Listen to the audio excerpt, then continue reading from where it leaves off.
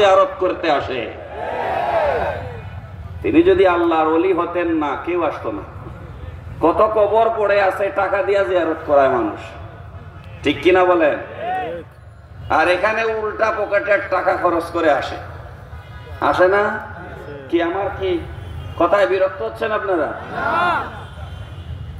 কিন্তু আমি একলা এত কথা বললে তো চলবে না, আমার কথা শেষ করতে হবে।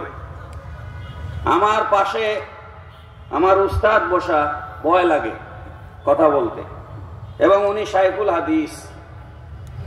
সাধারণ গুরুস্থানের কবরস্থানের কিছু আদব আছে না ভাই? মানিক পীরের মাজার, টিলা, হাজার হাজার গুরুস্থান আছে, বাউন্ডারি করে রাখা হয়েছে কবরের সম্মান রক্ষার জন্য, ঠিক কিনা বলেন? আমরা লক্ষ লক্ষ টাকা খরচ করে আমাদের এলাকার গুরুস্থানগুলোকে আমরা বাউন্ডারি ওয়াল করে আমরা রক্ষণাবেক্ষণ করি, করি না? করি। আল্লাহর হাবিব সাল্লাল্লাহু তাআলা আলাইহি ওয়াসাল্লাম বলেছেন, লা তাজলিসু আলাল কুবুর, তোমরা কবরের উপরে বসবে না। ওয়ালা তুসাল্লু ইলাইহা, তোমরা কবরস্থানের উপরে কিংবা কবরকে সামনে রেখে নামাজ পড়বে না। হাদিস শরীফ, এটা আবু দাউদ শরীফের হাদিস। কবরস্থান হেফাজত করা ইসলামের, আমার কাছে অনেক হাদিস আছে, আমি একটা বলছি শুধু বুঝাবার জন্য। সাধারণ একটা কবর, তার সম্মান রক্ষার্থে আপনি কবরকে ভেঙ্গে ফেলার মতো দৃষ্টতা কখনোই দেখাতে পারেন না। যদি ওই কবরকে কেন্দ্র করে কোন ধরনের অন ইসলামিক কার্যকলাপ পরিচালিত হয়, সেটা দূর করার দায়িত্ব সকল মুসলমানের। কবর ভেঙ্গে দেওয়া আমাদের দায়িত্ব। আমি কি বুঝাতে পেরেছি আপনাদেরকে? প্যারা হাজিরিন, শাহজালাল রহমতুল্লাহ আলাইহি 720 বছর আগে এখানে এসেছেন। দরগা মসজিদ চিনি না এরকম কেউ আছি? দরগা মসজিদের ভিতরের অংশ, দরগা মসজিদের যে ভিতরের অংশ, এটা বেশি বড় না, ভিতরে মাত্র 3 কাতার, ঠিক না? মেইন মসজিদের ভিতরে কয় কাতার? তার মানে কি বোঝা যায়, ওই সময় এর থেকে বেশি বড় মসজিদের দরকার ছিল না, ঠিক না? এই মসজিদের ভেতরের মেইন মসজিদের দেয়ালে একটা সাইনবোর্ড লাগানো আছে, সেখানে লেখা আছে দরগা মসজিদ, প্রতিষ্ঠাতা বাহরাম খান ফৌজদার। আসেনি লেখা? প্রতিষ্ঠাতা বাহরাম খান ফৌজদার। সাইনবোর্ড এখনো আছে, এই মাহফিল শেষে গিয়ে দেখে নিতে পারবেন। বাহরাম খান ফৌজদার। এই মসজিদ প্রতিষ্ঠা হয়েছে 1744 ইংরেজিতে। কত ইংরেজি? 1744 ইংরেজি। তা এই হিসাবে বর্তমান দরগা মেইন মসজিদের বয়স হচ্ছে 279 বছর। এখন আপনারা বলেন, দরগা মসজিদ আগে না শাহজালাল আগে? তাহলে কার বিরুদ্ধে কথা বলো বুঝো না?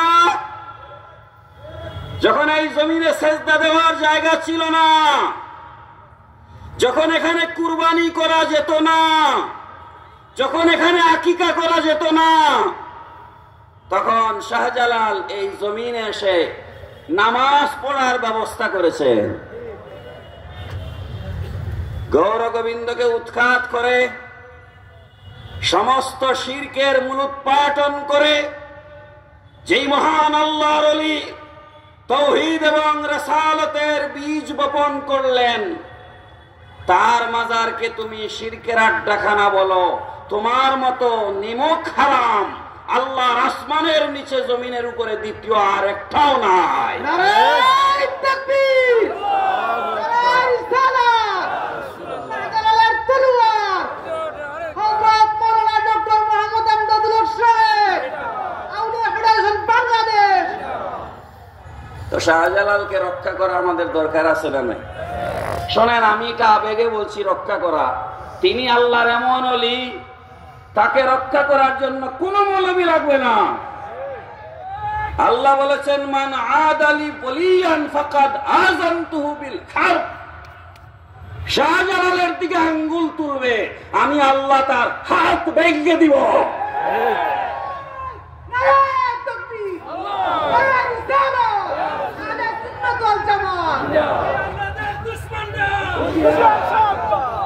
শাহজালালের হেফাজতের দায়িত্ব কার?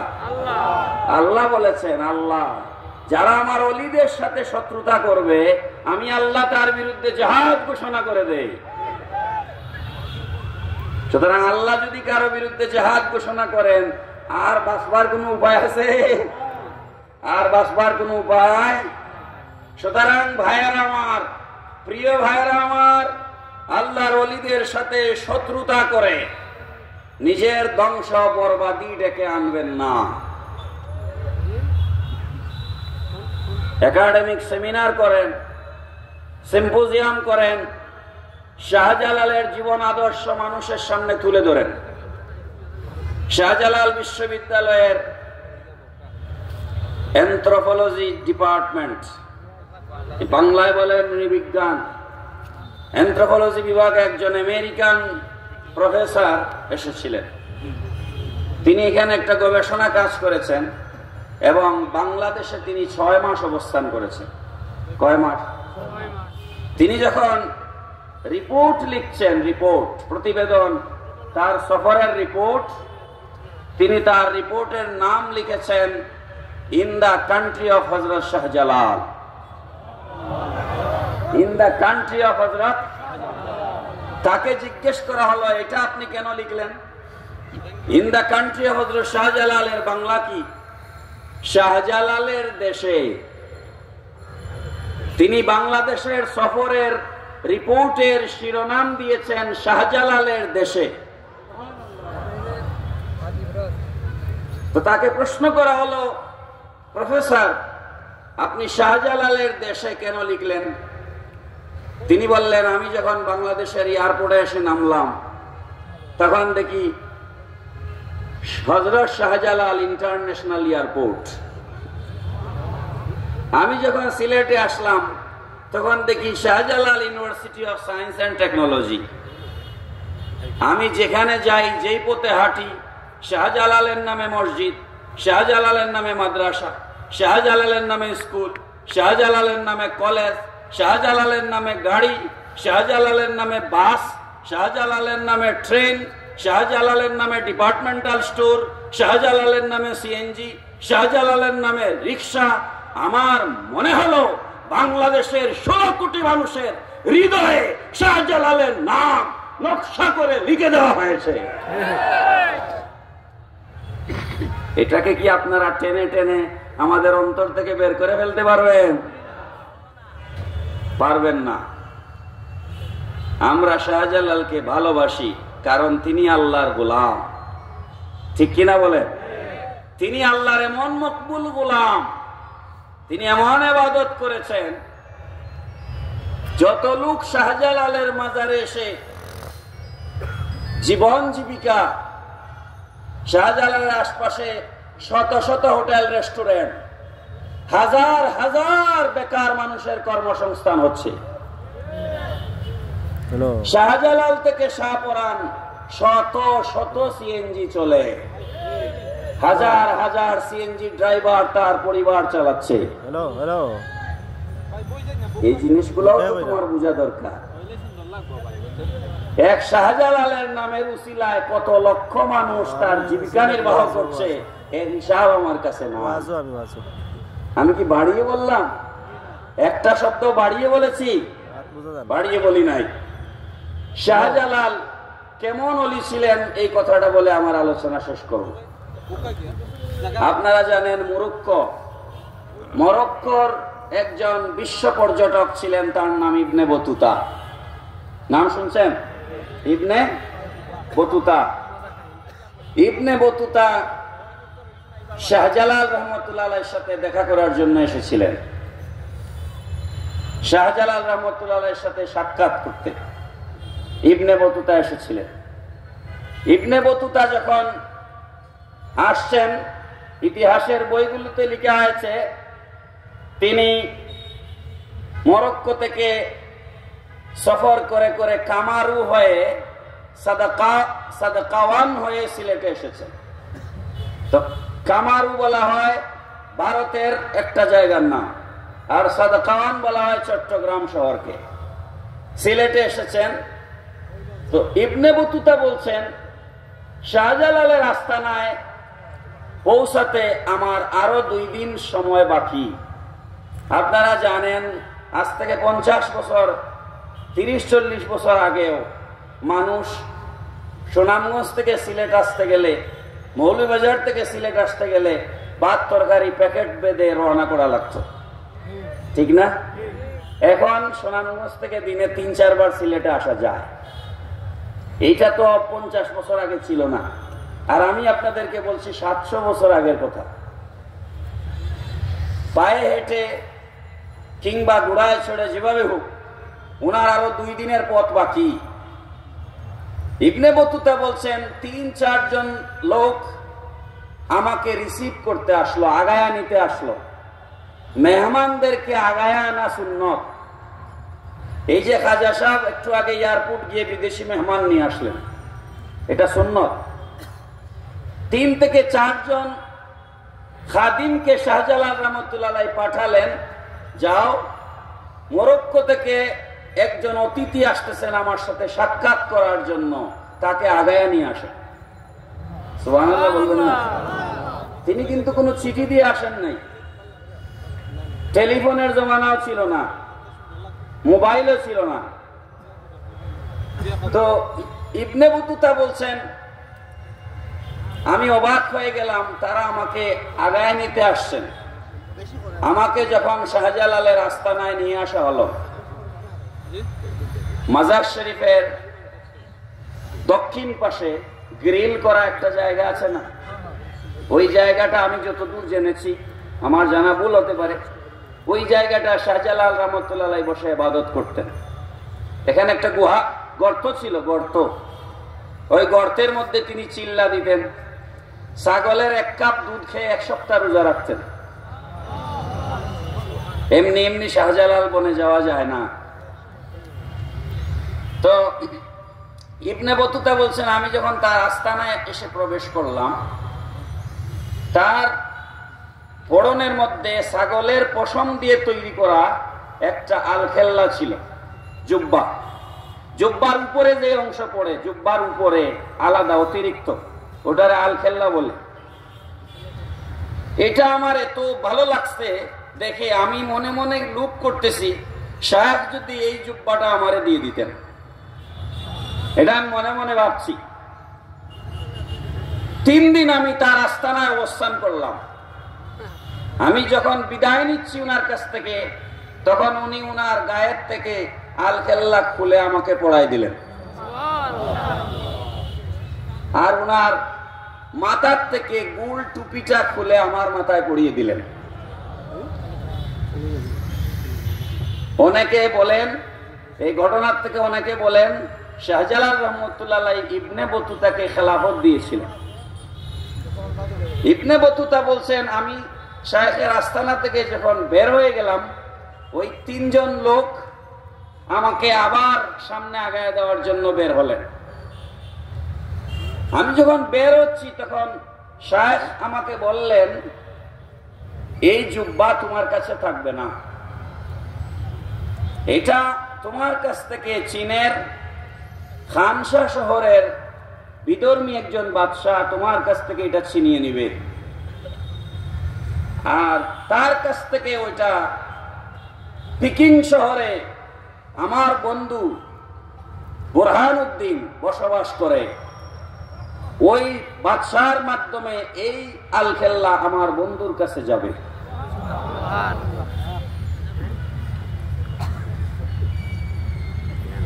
তো ইবনে বতুতা বলছেন মনে মনে আমি এটা দিলে না, আমি এটা কাউরে দিব নাকি, আমি এটা কাউরে দিব না। 3 জন আমাকে আবার আগায় দিলেন। আমি চলে গেলাম। বহুদিন পর আমি চীনের খানসা শহরে ঘোরাঘুরি করছিলাম, আমার গায়ে ওই জুব্বাটা ছিল। হঠাৎ করে বাদশার দরবারের একজন উজির এসে আমার বগলের নিচে হাত ঢুকাইছে, ঢুকায় আমাকে গল্প করে করে টেনে টেনে বাদশার দরবারে নিয়ে গেছে। বাদশার দরবারে বসছি, বাদশাহ বিভিন্ন দেশের রাজা বাদশাদের তথ্য আমার কাছ থেকে নিচ্ছে, আর আমার জুব্বার দিকে খালি তাকায়। তখন আমার শেখ, সিলেটের শেখের কথা মনে পড়ে গেছে। তখন আমি যখন উঠে আসবো, তখন ওই বাদশাহ বলছেন, ইবনে বতুতা গায়ের আলখেল্লাটা খুলে দেন। এখন বাদশার অর্ডার, আমি কি করব? খুলে দিলাম। বিনিময়ে আমাকে 10টা ঘোড়া, একটা উট, কিছু কাপড় চোপড় আর নগদ অনেকগুলো টাকা বাদশাহ আমাকে উপহার দিল। আমার মন ভীষণ খারাপ হয়ে গেল, কিন্তু শাহজালালের কথা স্মরণ হওয়াতে আবার আমি মন বলে, ঠিক আছে, এটা তো সাহেব বলছিলেন আমাকে। এর বছর খানেক পরে আমি পিকিং শহরে, ওই শহরের বুজুর্গ শেখ বুরহানুদ্দিন, সিলেটের বুরহানুদ্দিন না, বুরহানুদ্দিন রহমতুল্লাহ আলাইহির প্রাসাদে, দরবারে, খানকায়, আস্তানায় গেলাম দেখা করার জন্য। আমি ওখানে গিয়ে দেখি শাহজালাল যে জুব্বা আমাকে দিয়েছিলেন আর আমার কাছ থেকে যে জুব্বাটা বাদশাহ ছিনিয়ে নিয়েছিল, ওই জুব্বাটা পড়ে বুরহানুদ্দিন বসে কিতাব পড়তেছেন। এখন আমি তার কাছে গেলাম, গিয়ে ওই জুব্বাটা হাত দিয়ে এরকম দেখতেছি যে ওইটা ওই জুব্বাই কিনা। তো বুরহানুদ্দিন আমাকে বলতেছেন, সবই যেন জানেন, সবই যখন জানেন তো আর গুতাগুতি করেন কেন? সুবহানাল্লাহ বলেন না। তখন শেখ বুরহানুদ্দিন তার বাক্সের ভিতর থেকে একটা চিঠি বের করলেন, বের করে বললেন, দেখেন, এই চিঠি আমার বন্ধু শাহজালাল রহমতুল্লাহ আলাইহি আমার কাছে পাঠিয়েছেন, পড়েন আপনি এই চিঠি। এই চিঠির মধ্যে লেখা আছে আপনার জন্য একটা উপহার পাঠাইছি, সেই উপহার পাঠানোর আমার আর কোনো বিকল্প পথ নাই, এই জন্য ইবনে বতুতার কাছে দিছি, তার কাছ থেকে ওই বাদশার কাছে যাবে আর বাদশাহটাকে আপনাকে হাদিয়া দিবে। ইবনে বতুতা বলছেন, শায়েখের দিব্য দৃষ্টি, শাহজালালের এই কেরামত আমার হৃদয়ে নাড়া দিল। সুবহানাল্লাহ বলবেন না? এটা কত মারাত্মক ঘটনা, আমার হৃদয়ে নাড়া দিল। তখন বুরহানুদ্দিন বললেন, আপনি এই ঘটনা শুনে অবাক হচ্ছেন, আমার বন্ধু তার থেকেও আরো বহু পরে। আমার বন্ধু প্রতিদিন ফজরের নামাজ মক্কা শরীফ গিয়ে পড়েন। আমার বন্ধু প্রতি বছর হজের সময় নিরুদ্দেশ হয়ে যায়, তাকে দেশে খুঁজে পাওয়া যায় না, মক্কা শরীফ পাওয়া যায়। ইনি হচ্ছেন শাহজালাল। তিনি কে? আমাদের হৃদয়ে লেখা আছে না নাই? বলেন আছে না নাই? সুতরাং আমার প্রিয় ভাইরা, কারো সাথে আমাদের শত্রুতা নাই, আদাওয়াতি নাই, দুশ্মনী নাই। আল্লাহর ওলিদের দর্শন হচ্ছে সূর্য যেভাবে বিধর্মীকেও আলো দেয়, দেয় না? আপনি যদি বঙ্গোপসাগরে পানি আনতে যান কলস নিয়ে, হিন্দু মহিলা গেলে কি সাগর দূরে চলে যাবে নাকি যে না তোমাকে পানি দিব না? না, আল্লাহর ওলিরা এরকম। আল্লাহর ওলিদের দর্শন হিন্দুদের জন্য, বৌদ্ধদের জন্য, খ্রিস্টানদের জন্য। এই জন্য আমি আজমির শরীফ যতবার গেছি ততবার দেখেছি হাজার হাজার হিন্দুরা আজমির শরীফ আসে। এখন কেন হিন্দুরা আসে এটা আমারে প্রশ্ন করে তো লাভ নাই, এটা তাকে প্রশ্ন করতে হবে, ঠিক কিনা বলেন? কথা এখানে রাখলাম, লম্বা হয়ে গেছে, মাফ চাচ্ছি, কারণ আরো অনেক উলামায়ে কেরাম আছেন। আউলিয়া ফেডারেশন এই কারণেই গঠন করা হয়েছে। এই আউলিয়া ফেডারেশনের মাধ্যমে দেশের দিক দিগন্তে 64টি জেলায় মুসলমানদের অন্তরে আল্লাহর ওলিদের মহব্বত পয়দা করে দিতে হবে। ক্রমান্বয়ে আমাদের মুফতি নেসার সাহেব বললেন, ক্রমান্বয়ে 64 জেলাতেই আমাদের খাজা সাহেব আছেন, ঠিক কিনা? আল্লাহ পাক তাকে আরো সম্পদ দান করুন, সবাই পড়ুন আমিন। আল্লাহ পাক তাকে দীর্ঘ হায়াত দান করুন, সবাই পড়ুন আমিন। আমরা আমাদের খাজা সাহেবের নেতৃত্বে আর আজকে এখানে যে সমস্ত উলামায়ে কেরামের ঢোল নেমেছে, আমরা বহু মাহফিলে ওয়াজ করি। আমি বাংলাদেশের কম হইলেও 50 জেলায় ওয়াজ করেছি। বহু মাহফিলে, আজকের মাহফিলে যত আলেম আছেন অত শ্রোতাও আমরা পাই না, ঠিক কিনা বলেন? সুতরাং এত সব উলামায়ে কেরাম আউলিয়া ফেডারেশনের ব্যানারে আজকে একত্রিত হয়েছেন।